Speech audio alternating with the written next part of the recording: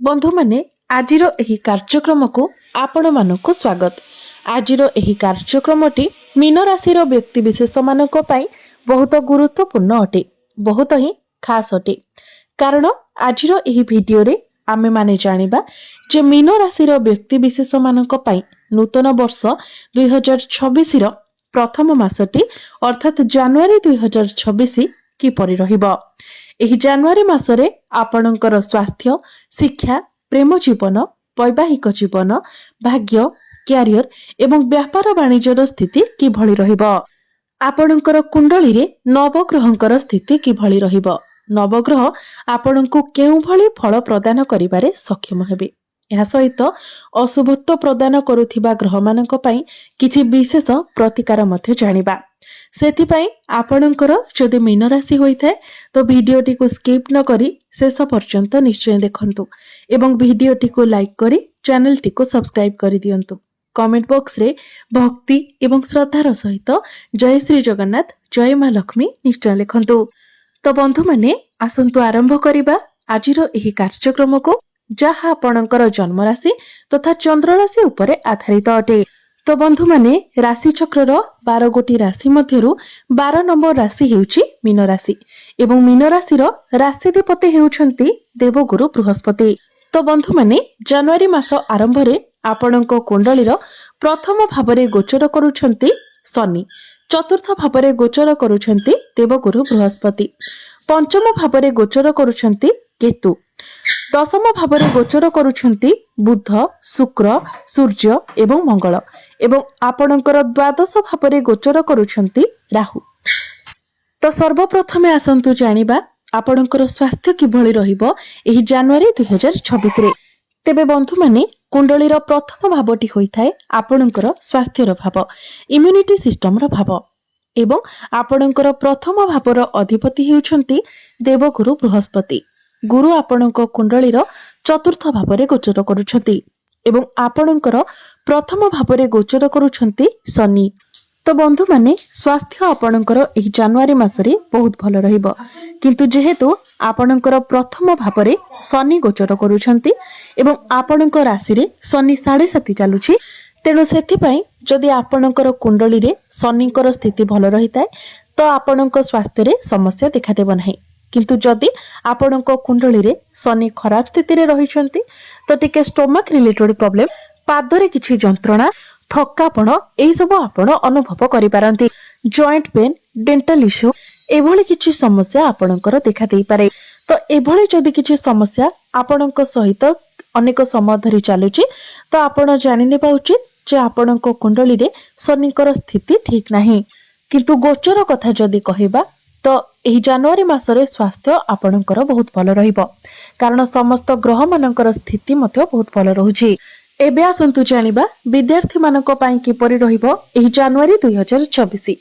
ତ ବନ୍ଧୁମାନେ କୁଣ୍ଡଳୀର ପଞ୍ଚମ ଭାବଟି ହୋଇଥାଏ ଶିକ୍ଷାର ଭାବ। ଆପଣଙ୍କର ପଞ୍ଚମ ଭାବର ଅଧିପତି ହେଉଛନ୍ତି ଚନ୍ଦ୍ରମା, ଯିଏକି ପ୍ରତି 2 ଦିନରେ ନିଜର ରାଶି ପରିବର୍ତ୍ତନ କରିଥାନ୍ତି। ତେବେ ଆପଣଙ୍କ ପଞ୍ଚମ ଭାବର ଅଧିପତି ଚନ୍ଦ୍ରମା ହୋଇଥିବା କାରଣରୁ ମୀନ ରାଶିର ବିଦ୍ୟାର୍ଥୀ ମାନେ ପ୍ରାୟତଃ ତାଙ୍କର ମାଇଣ୍ଡ ଟିକେ ଡାଇଭର୍ଟ ରହିଥାଏ, ସେମାନେ ଟିକେ ଅନ୍ୟମନସ୍କ ସ୍ୱଭାବର ହୋଇଥାନ୍ତି। ତେବେ ବୁଧ, ସୂର୍ଯ୍ୟ, ଶୁକ୍ର ଏବଂ ମଙ୍ଗଳ 13-14 ଜାନୁଆରୀ ପରେ ଆପଣଙ୍କର ଏକାଦଶ ଭାବକୁ ଚାଲି ଆସିବେ ଏବଂ ସମସ୍ତ ଗ୍ରହ ମାନଙ୍କର ଦୃଷ୍ଟି ଆପଣଙ୍କର ପଞ୍ଚମ ଭାବ ଉପରେ ରହିବ। ତ 14-15 ଜାନୁଆରୀ ପରେ ଆପଣ ଆପଣଙ୍କର ଶିକ୍ଷା କ୍ଷେତ୍ରରେ ଏକ ବହୁତ ଭଲ ପରିବର୍ତ୍ତନ ଦେଖିବାକୁ ପାଇବେ ଏବଂ ଯଦି ଆପଣ ଆପଣଙ୍କର ପାଠ ପଢା ରିଲେଟେଡ୍ କିଛି ବି ଡିସିସନ ନେବା ପାଇଁ ଚାହୁଁଛନ୍ତି, କିଛି ବି ଷ୍ଟେପ ନେବା ପାଇଁ ଚାହୁଁଛନ୍ତି ତ ମିଡ୍ ଜାନୁଆରୀ ପରେ ଯଦି ଆପଣ ନିଅନ୍ତି ତ ଆପଣଙ୍କୁ ଅଧିକ ସଫଳତା ପ୍ରାପ୍ତି ହେବ। ଏବେ ଆସନ୍ତୁ ଜାଣିବା ଆପଣଙ୍କର ପ୍ରେମ ଜୀବନ କିପରି ରହିବ ଏହି ଜାନୁଆରୀ 2026 ରେ। ତ ବନ୍ଧୁମାନେ କୁଣ୍ଡଳୀର ପଞ୍ଚମ ଭାବଟି ଆପଣଙ୍କର ଶିକ୍ଷାର ଭାବ ହେବା ସହିତ ପଞ୍ଚମ ଭାବଟି ମଧ୍ୟ ହୋଇଥାଏ ଆପଣଙ୍କର ପ୍ରେମ ଜୀବନର ଭାବ ଏବଂ ଆପଣଙ୍କର ସନ୍ତାନର ଭାବ। ତେବେ ଆପଣଙ୍କର ପଞ୍ଚମ ଭାବର ଅଧିପତି ହେଉଛନ୍ତି ଚନ୍ଦ୍ରମା। ତେବେ ବନ୍ଧୁମାନେ ଆପଣଙ୍କର ପ୍ରଥମ ଭାବରେ ଶନି ଗୋଚର କରୁଛନ୍ତି, ତ ଆପଣଙ୍କ ମଧ୍ୟରେ ଜିଦ୍ଦି ସ୍ୱଭାବ ରହିବ। ତେଣୁ ଆପଣଙ୍କର ଏହି ଜିଦ୍ଦି ସ୍ୱଭାବ କାରଣରୁ ଛୋଟ ଛୋଟ କଥାରେ ଜିଦ୍ କରିବା କାରଣରୁ ଆପଣଙ୍କର ପ୍ରେମ ଜୀବନରେ ସମସ୍ୟା ଦେଖା ଦେଇପାରେ। ଏହା ବ୍ୟତୀତ चारोटी ग्रहंकर दृष्टि मध्य आपणकर पंचम भाव उपरे रहिबो। तेणु आपणकर पार्टनर टिके मुडी स्वभावर रहिबे, बेले बेले बहुत भलो एवं बेले बेले बहुत डाउन। तेबे सेतेटा जदिओ खराब नाही तो 60% आपणकर प्रेम जीवन भल रहिबो। बाकी जो 30-40% रहिला आपणको आपणकर जीत उपरे टिके नियंत्रण रखिबार अछि। एबे आसंतु जानिबा आपणकर वैवाहिक जीवन किभଳି रहिबो एही जनवरी 2026 रे। तो बंधु माने कुंडलीर सप्तम भावटी होइथाय आपणकर वैवाहिक जीवनर भाव, आपणक जीवन साथीर भाव एवं आपणकर सप्तम भावर अधिपति हेउछंती बुध। बुध आपणक कुंडलीर दशम भावरे गोचर करुछंती एवं 17 जनवरी को बुध आपणकर एकादश भाव को चलन करिवे। तो वैवाहिक जीवन आपणकर बहुत भल रहिबो, कारण बुधंकर स्थिति बहुत भल रहुची। एमिति कि आपणकर जीवन साथी को कोनोसी बड़ अचीवमेंट मिल पारे, से कोनोसी बड़ जिनिस पई ट्राई करि पारंती।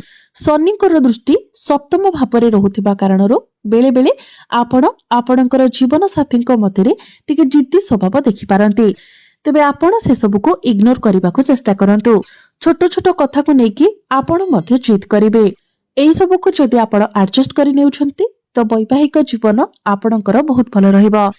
सबुठारु बड़ कथा हेउची आपणकर जीवन साथीଙ୍କର पर्सनल एवं प्रोफेशनल लाइफ रे किछि भलो हेबाको जाउची, किछि ग्रोथ आसीबाको जाउची। एबे आसंतु जानिबा आपणकर भाग्य, क्यारियर एवं व्यापार वाणिज्यर स्थिति किभଳି रहिबो ए जनवरी 2026 रे। तो बंधु माने कुंडलीर नवम भावटी होइथाय आपणकर भाग्यर भाव एवं दशम भावटी होइथाय आपणकर क्यारियर भाव। तो आपणकर नवम भावर अधिपति हेउछंती मंगल। मंगल आपणकर कुंडलीर दशम भावरे गोचर करुछंती एवं 16 जनवरी को मंगल आपणकर एकादश भाव को चलन करिवे। सबुठारु बड़ कथा हेउची मंगल आपणकर एकादश भावरे अर्थात लाभ स्थान रे उच्चस्थ होइजिबे। तो भाग्य रे आपणको लाभ प्राप्ति हेबो। अल्प परिश्रम रे ही आपणको अधिक सफलता प्राप्ति हेबो। आपण जहा सब इच्छा करिथिले, जे स्वप्न देखिथिले से सब मध्य पूर्ण होइजिबो। तो 16 जनवरी परे आपणकर भाग्य रे चारचांद लागिबाकू जाउछि।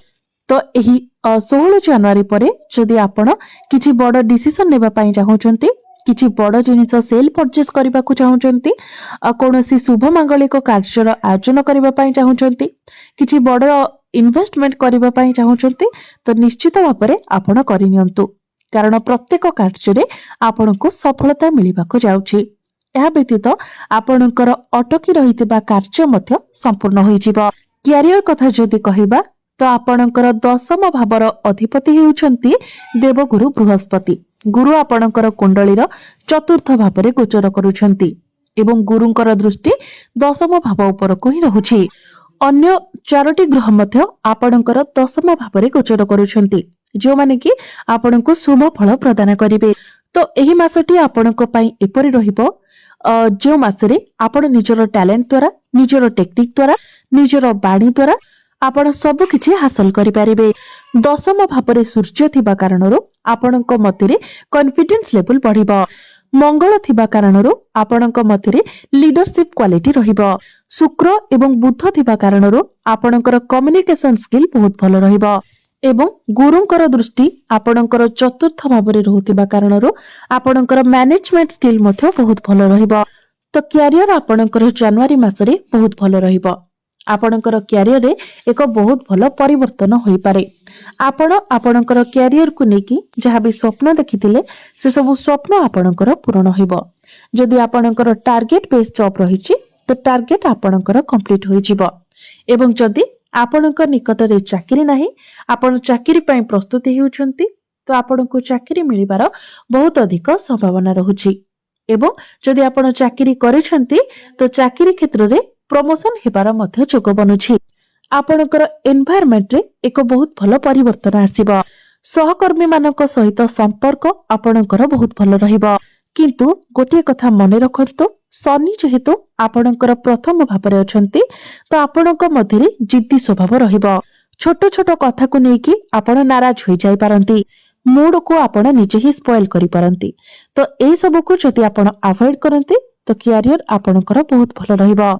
बिजनेस कथा जदि कहिबा तो बिजनेस रे मध्य आपणकर फाइनेंशियल प्रॉफिट हेबो। बिजनेस रे मध्य आपण बड़ किछि ट्राई करिवे तो आपण आपणकर बिजनेस को नेकी जहाँ भी किछि भाबुचंती ताहाको आपण कार्य रे परिणत करिबा उचित।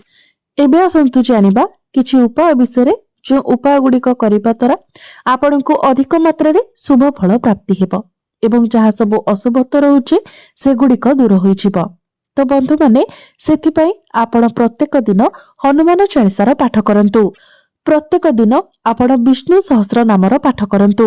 गुरुंकर बीज मंत्र प्रत्येक दिन आपण 108 थर जप करंतु एवं जेबे पर्यंत आपणकर कुंडली रे शनि 7.5 चालुछि सेते बेल पर्यंत आपण प्रत्येक दिन शनिंकर बीज मंत्र 108 थर जप करंतु। तो बंधु माने आपणकर जीवन मंगलमय हेउ एहा ही ईश्वरଙ୍କ निकटरे मोर प्रार्थना।